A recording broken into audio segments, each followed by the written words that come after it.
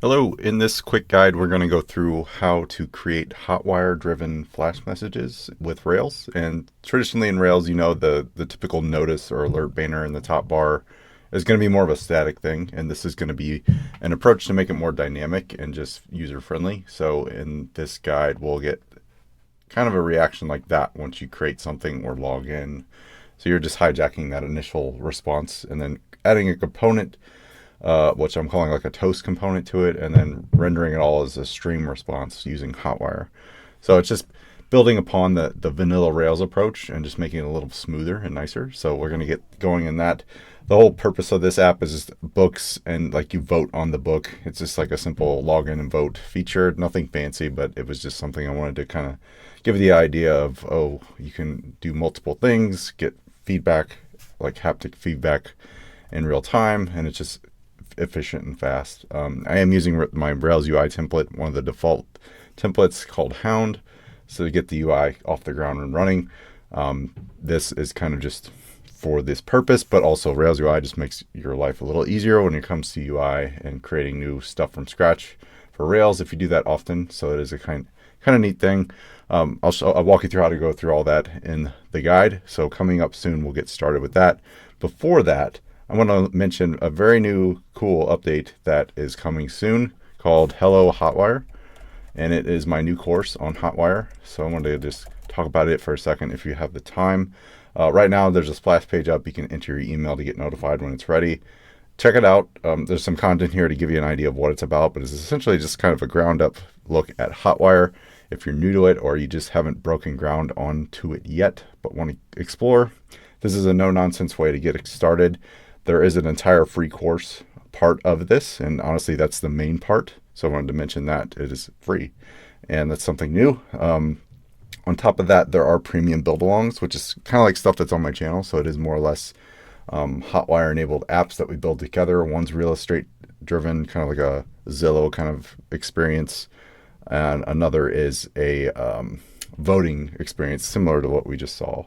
So wanted to mention that. There's also another bundle at the very end that's building upon my previous course. If you want to add it all at once, get going with Rails from the ground up, it's a great way to do it. So want to mention it. I'd be probably saying it more in the videos here and there, just little prompts to say, hey, the course is coming along, stuff like that. I'm sorry if it's annoying, but it is something I've been working on behind the scenes. I built a little entire course framework around it because the previous course was kind of like very static and not user-friendly on the back end when you actually buy the course and use it. So I wanted to make that something I could kind of rinse and reuse at some point going forward for free stuff or premium stuff, so be it. All right, that's it about the course. Let's get started on. I'm going to go to my code folder, so I just keep it locally like this. I'm going to create a new directory that's just a vanilla Rails app. We'll do a Rails new Hotwire flash messages demo.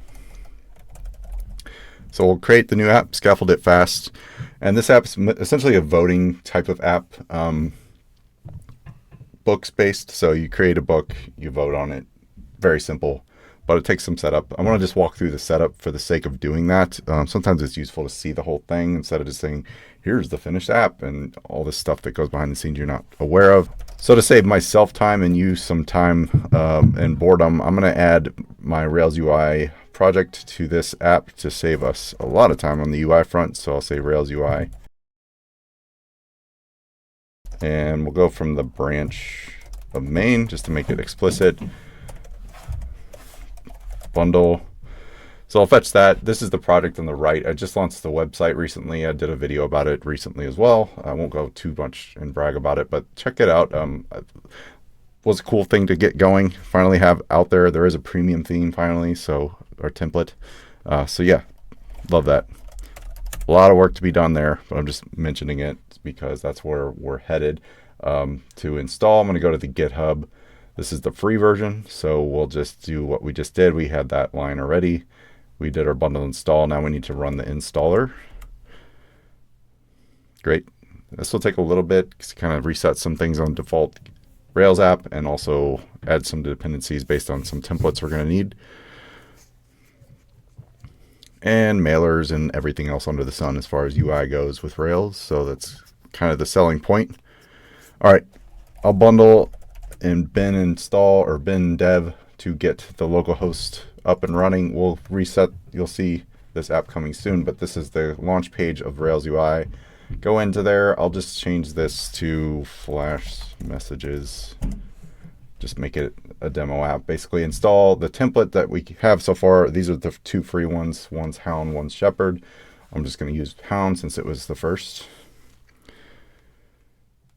And this will take some time. It is basically reconfiguring some assets, copying over icons, stuff like that, or installing other things as far as components go. So with each template, you're welcome to tons of components, and you don't need to use the template verbatim at all. Honestly, the components are here to use as is.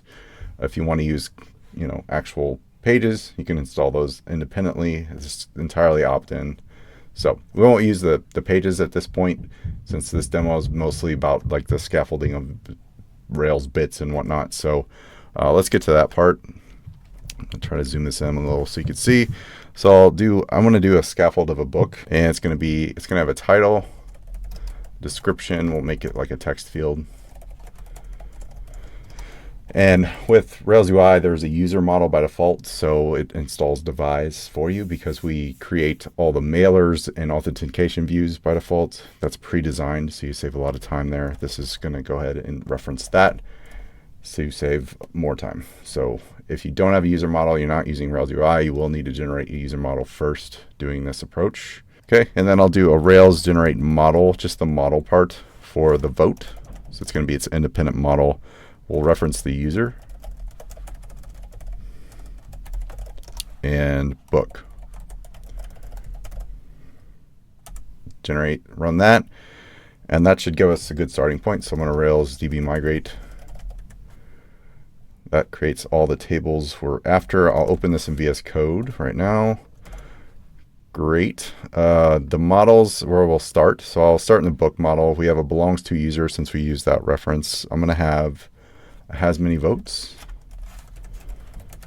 because multiple users can vote on it, but we're going to restrict a current user to only be able to vote on it once. That's both partially on the database layer, model layer, and in the view. So it's kind of a complicated way to do it, but we can get it done. Destroy. Okay. And then I'm going to do another little thing just to make querying this a little easier. So we'll say has many voters through votes, and then source from the user model. A little kind of more advanced thing you can do there. All right, and on the user model, we'll extend that a bit. Actually, let's go to the vote first. We have a belongs to user and book. We set that reference from the beginning. We can add a validation to ensure that the user ID is present. This should be the case to save it anyway, just on the database layer, but you can add a model restriction if you want to. And the reason I really want to do it is so it's unique. So only one user can vote on a given book at a time.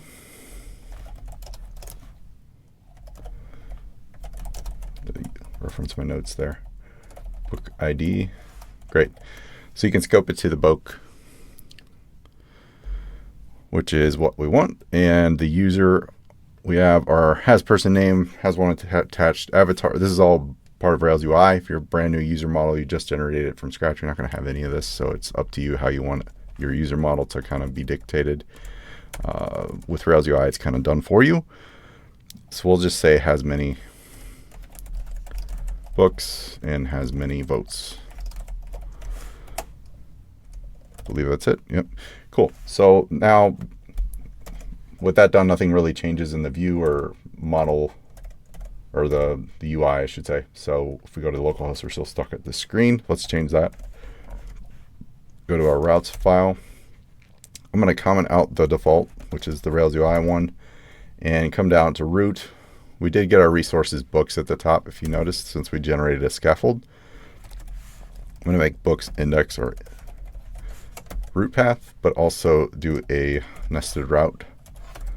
So inside books, we'll have votes, and it's just going to be the create action on that. So resources votes only create. Cool. One little quality of life thing will be to add some seeded data. So we're going to do that with the Faker gem. Put it in the test and development environment of our gem file, and then run bundle install, or just bundle. Right on. And in our seeds, you can just look for seeds.rb. We're going to set this up to just kind of construct enough books. Let's re-render this. Here's our book. I'm going to restart the server real quick. And we'll get the scaffold from Rails UI, already designed and looking pretty fresh. Great. So in the scaffold itself, or the seeds, I'm going to do just kind of a teardown of the user model and books model. I'll just do votes too. All right, and we want to set some preliminary user data. So I'm going to say user1 equals user.create. I'll do this, and then I'll copy and paste. I'll just say name. Since we have has person name gem, it's going to automatically map the name field to first name and last name that are on the user column. Rails UI does that automatically. You're probably going to need to set that up if you don't have a name column already. It's one thing to note there. So we'll say Andy, email, andy.doe@example.com. We just need a password and password confirmation for device.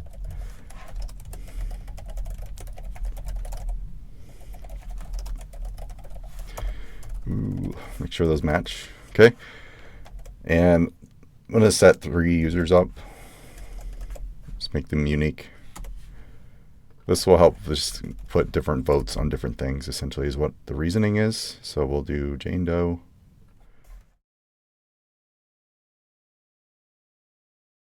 All right.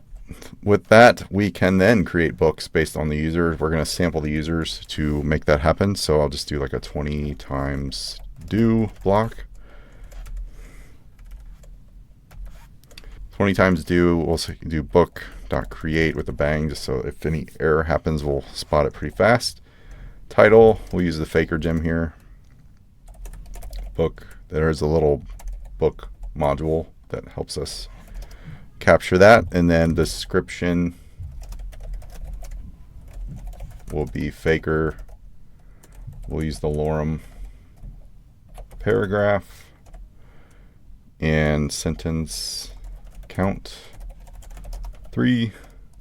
Then we can merge the user based on the sample set we have. So user 1, user 2, user 3, and I'll just call sample on that array. That gives us randomized users for each book. All right. Now, with any luck, we can create the seed. So Rails DB seed. Let's assume it's going to work. Might not. Let's see. There we go. So now we got dummy data in the app.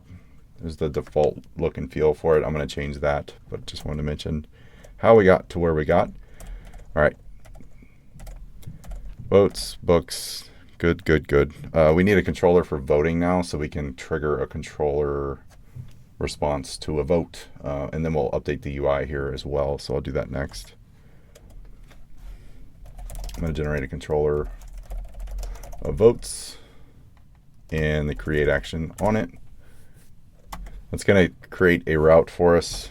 We don't need it since we have the resources already. We'll get rid of it and then go back to routes, or controller, I mean. Votes, controller. There's our create action. It did create a create view. I'm going to get rid of that. We don't need that.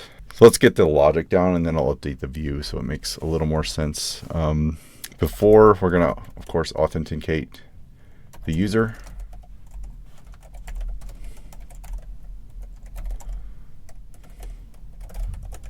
And before, we're also going to set the book. All right, so in a private method, we'll do the book part.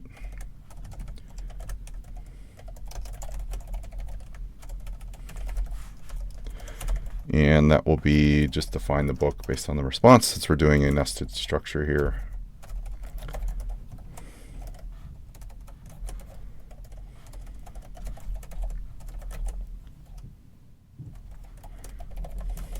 Great. Fix the indentation. In the create action, this is where the magic's going to happen. Essentially, the vote's going to cast a turbo stream update instead of the traditional Rails update. You can do both, but the stream is what we're going to pay attention to. So I'm going to say if vote.save. We're actually going to we have to find the instance of the vote. So we'll say vote.book.votes.create. User will merge current user in. And we'll say if vote.save, else this. So we could say explicit flash message. I'm going to do that. Call it a notice type, and we'll just say vote casted successfully. And we can say, well, actually, on the save spot, we forgot the format, so we need to respond to do format. And we'll do an end. We need to indent all that stuff. So this gives us the ability to respond to any format. So it could be HTML, it could be XML, it could be JSON, it could be whatever you want, really. Rails makes that pretty simple. HTML, we'll keep the HTML format and just redirect back to the book. For brevity's sake and format, this is what we'll be paying most attention to. We'll say turbo stream.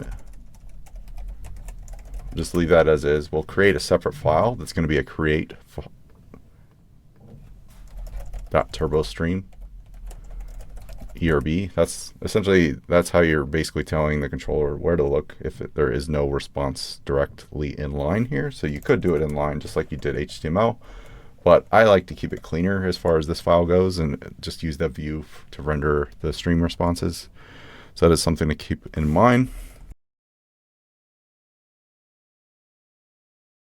And additional turbo stream response if there's an error. So the way we're going to build this, though, you won't be able to directly vote twice for a thing. So it's going to be rare that you get this error, but it could happen. All right. With that in place, we need to update our views. So the first place is going to be this index view. I want it to look a little more like gridded. So we'll go into our books index, and I'm going to get rid of the view book part, and we'll set a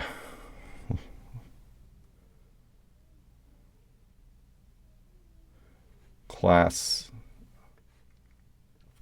of grid, medium grid cos 2, grid cos 1. So it's responsive, and then a gap of 3. Then I will render books just as a collection, just to keep it a little more succinct. So this ID on this div should stay, because we're going to actually target that, I believe. Oh no, we aren't actually, but you could. If you wanted to render a response when you create a new book, it could append directly, but the purpose of this tutorial is the Flash response, so we won't worry about that just yet. But that's a way you could extend the book UI.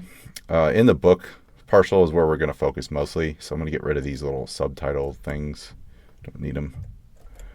And just the user ID don't need. View book we'll get rid of, same as the time stuff. So we keep this DOM ID book, and I will modify these to include some more. Do I already have pros? Yeah, I do. Okay, so P6, get rid of the PY. Rounded, large, border, flex, items, start. Gap 6, BG white, shadow small. The book title, we'll be rendering a button here that's vote, and beneath that will be another containing div that's going to flex the width of the interior of this flexed div that we have currently, and we'll just make this a simple link to book title, and then we'll link to the book in this case. So that gives us this look and feel. Nothing fancy at all. You can click through and see the other book on the other end. Might tweak the margin slightly on this, and then the show view just to give you a little breathing room on the containing divs. So now they should push down just a touch. There we go. All right, let's get the voting button underway. That one's kind of the bulk of the project here. So the votes folder, I'm going to create a vote button partial. And first we're going to check if there's a user signed in. Else. Depending on how you want to set up the app, you might want to not even have this. You just require yes to sign in regardless. Frame tag. So we're going to surround the entire button in a turbo frame tag, and that's going to be dependent essentially how the request is born. So if we click within this tag some button response, the whole thing's going to assume they're going to go and fetch a turbo stream response on the controller front. That's why we have those there. So the tags on the front end are actually pretty important. And we'll do a typical DOM ID of book, but I'm going to extend this to include a little more descriptive identifier. So we'll say vote button. So it'll be, in this case, book, whatever ID underscore vote button. So it gives it a really unique ID. So the turbo frame tag will wrap everything. And what I'll do is, unless book votes exist, user, kind of complicated, I know, but we'll get it. So we want to make sure the button to book votes path, we've added that route already, will be book. And we can give it some classes here. Button white, these are part of Rails UI. You get it by default for this particular theme, or template I should say. We want them to be vertically, so there'll be an arrow on the top and then the button on the bottom. Make sure you do a do block. A lot of conditional Ruby here, I know, but so then we get our icon helper in Rails UI. We'll just say arrow up, and then classes of size 3. Make a certain size. And you can do a span of the count. So books, votes, size. Great.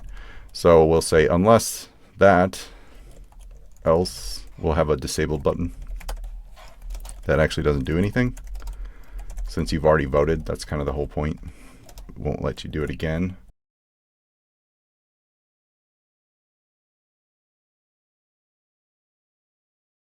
Follow the footsteps of this just to give it the similar UI. Just basically don't let you do what you wanted in this specific case. Finally, after the else statement here, we'll do very similar concept to this, but it'll be a link to. It's just assuming you're not signed in. We'll make it look like you can upvote, but in fact, instead you'll go to the new user session path, and that isn't wrapped in the terminal frame tag, so you don't need to really do anything extra there. It's just one of those things. Okay, and let's see if that renders right. Might have an error here. We need to render the actual vote button, so let's do that. So we'll say render votes vote button. Let's see if I need to pass a, yeah, we need to pass the book instance through. There we go. So now I get this UI. If I click that, I'm going to get sent to the sign-in page. I'm not currently signed in, so if we do Andy Doe at example.com password. Oh, I got ignore my one password crap. There we go. So now you can vote, but nothing really happens because it's like, what does this mean? So let's go back to that. Have a typo in that file, so make sure you get that right. Okay, so that actually works. You notice there was no update or anything in real time. That's the problem at this point. We can see that it is working though. So if you click this and then refresh your page, you'll see the vote is there, casted. I can't click again because those styles are in effect. The button is disabled, and it's actually just rendering a button item, not actually the button form that we usually use. So what we can do at this point is go into our create action. And here's where the actual flash messages is coming in. I'm sorry it took this long. So we'll say turbo stream.update, and we're going to do a flash. And then I already have a partial that's shared flash messages. So with Rails UI, this ships with it. So we'll say shared flash. And we also want to update that button to reflect the vote. So we'll say turbo stream update. And if you remember the turbo button or the turbo frame tag on the button, we need to basically follow suit with this identifier. That gives us the ability to target that specific button on the page and update it in real time. So we'll render our button within the contents of that turbo frame tag, if that makes sense. So we're going to re-render the vote button there.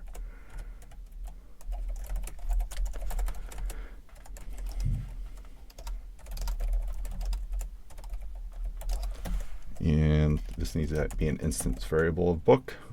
So does this. With any luck, that works. So now when we click, it's instant, which is great. No flash message though, so that's kind of the part that sucks. So let's get to that point. In the Rails UI world, I've added a flash parcel, has this in it based on what template you installed, usually themed for a specific use case. You notice primary colors and stuff, that's part of Rails UI too. You can customize your actual brand colors, which updates your entire scheme across the whole install if you want it to. Buttons, components, all that stuff. So in this case, we want to actually change this a lot. To do that though, I'm first going to use some stimulus, which is part of Hotwire itself. It's another, I guess, stack in the Hotwire stack. Stimulus is actual JavaScript, you're right. A lot of Rails developers, naysay JavaScript. I think it's useful and very intentional. In a lot of use cases, it's very helpful. So in this case, it's going to be one of those because it adds way more interactivity to a specific app in certain scenarios. You don't need to go and reinvent the wheel though. So that's the difference. So let's do a stimulus controller. I'm going to do a generator to run that. You just say Rails generate stimulus, and we'll call this flash. So it's specific to the flash. You typically want to rename it or name it something that's reusable in this constants. So think of actual Rails controllers in this way. It is intended for a specific CRUD model, but in this case, it could be any global flash or a dropdown or, I don't know, something of that effect where you need a specific use case for a thing that you might repeat around the app quite a bit. So it's pretty nice in that world. So in our JavaScript folder, when you run that generator, it appends to this file, which is the index, and it actually formats this file to be in alphabetical order, which is nice touch. Flash controller just dropped in right here. And then also in the controllers folder, you'll see a new flash controller, and it's got some boilerplate code pretty much to start. We're going to use stimulus to target specific divs, and the way to do that is to add a data attribute, and it's going to be called the name of the controller. Notice the naming conventions match. Very conventional, like Rails, so that's why I like it, because it's kind of just opinionated and it works. So what we will do to start is add what are known as targets. So we'll say static targets. And you can add as many of these as you want. These are ways to hook into specific items in the DOM and manipulate them in some way. It's just a way to target it without doing that query selector stuff you would normally do in JavaScript. So in this case, I'm going to call it toast because it's going to be a toast-based component. I don't know if you know what that is, but the toast component is kind of like an alert or a dialog that comes into view but actually isn't quite in your way and will go away, or you can dismiss it. So it's kind of like I don't know if on Apple devices, you might get that pop up on the top right. It's kind of like that. All right, so first we're going to have a connect method that is essentially going to call, it's a lifecycle method. So this call is essentially when you mount the Flash instance to the controller. So if Stimulus sees that in your app, it's going to go ahead and just run this function when it connects. So that's useful because you might need something to run automatically. So in our case, I'm going to use a little built-in request animation frame for ES6. And we'll do a fat arrow function to open this and do a little class manipulation on the toast target. So I'll get into what this looks like in the HTML in a second. I just want to write the JavaScript to get that out of the way. So we'll say remove, and then we're going to remove some classes to make it very fluid in the way it appears and disappears. So we'll say translate x full. And we'll do it again for another class called, or we're going to add a class, excuse me, of translate x0. So this is the starting point, and then we want to set a timeout function as well to do this once it appears. We kind of want it to just go away and not have to actually dismiss it manually. That would get tedious and annoying. So we'll say set timeout, and this is another function. I think I'm calling it wrong. So set timeout, and we'll say this dot dismiss, which is another function I'm going to write. Essentially just says, hey, after 3 seconds, call this function. Just a way to delay it. And then we'll have a dismiss function down here. That function will be responsible for transitioning some classes. So we'll say this dot toast target again. Class list, add, then we can comma separate these, so opacity 0. Let's see, transition opacity, duration 300, translate x full, and then another set timeout will be, I'm going to just copy this honestly and use it down here. We'll call this dot remove on the actual element. That's part of the JavaScript API. You can actually remove an element from the page, and we'll do that again, this time very quickly. Great. And it actually needs to be toast target here. So toast target. Great. All right, that will make sense hopefully in a second when we update our HTML. Right now we have this. It's just very Railsy, so pretty much simple. But let's change it to include a turbo frame tag from the start. So we'll say turbo frame tag, and we'll just call this flash, which is how we're gonna, if you recall in our create turbo stream, we're targeting that by that ID. We're just gonna target it globally as that. And I'll make a entire block for this. Inside we'll have the flash instance we can loop through, and you can pass the type and the message. So dependent on the type, you might want to style it a little bit differently. Like an error should look probably different than a notice, or an alert might look different. So that way we can go and mount our controller. Here's that flash controller. Then we can add the same target. Now you could, if you want to get technical, you don't need the target in this instance. You could say this.element everywhere, and that's essentially saying this element is the controller itself. Up to you. I like to be a little more explicit sometimes.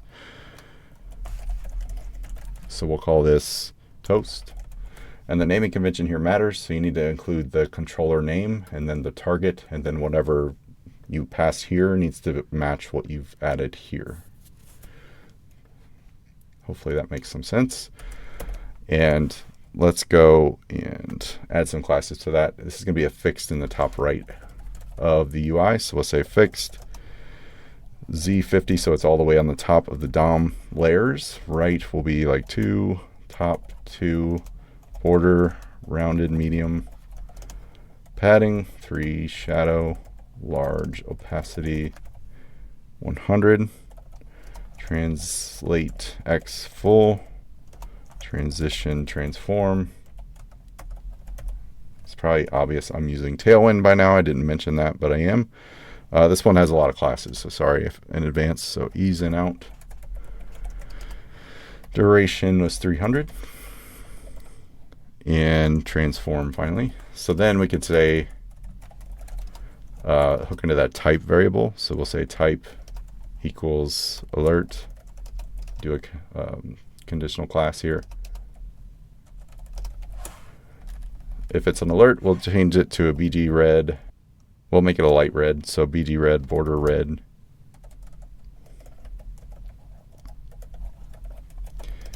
That's basically saying it's a red border of the 500 tint, and then you can reduce the opacity to 50%.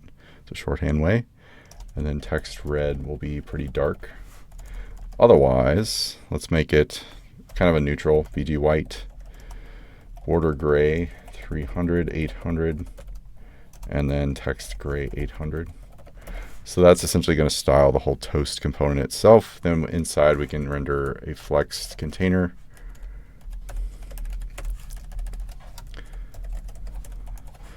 And we'll say flex, item center, justify between, and then a gap just to make sure that they're gapped, or there's space between. I'm going to put a little icon just to denote what's going on.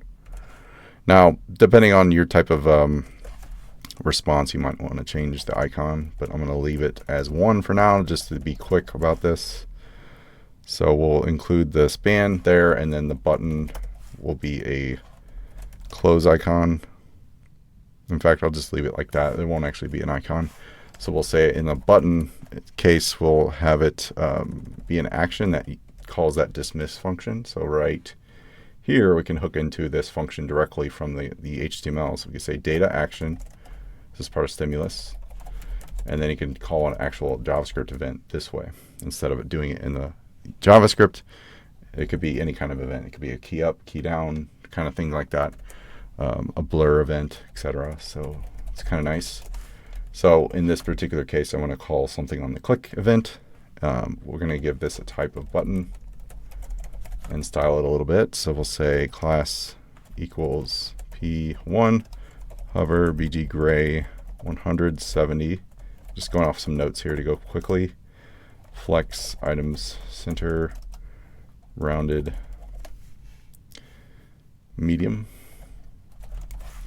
Inside that, we're going to use our icon helper and render what's called xmark, which is just like a close icon. Class will be size 4, stroke current text gray 600, pointer events none, because we want to make sure that SVG doesn't conflict with that click event. So if you add this class, it should reduce that issue. All right, with any luck,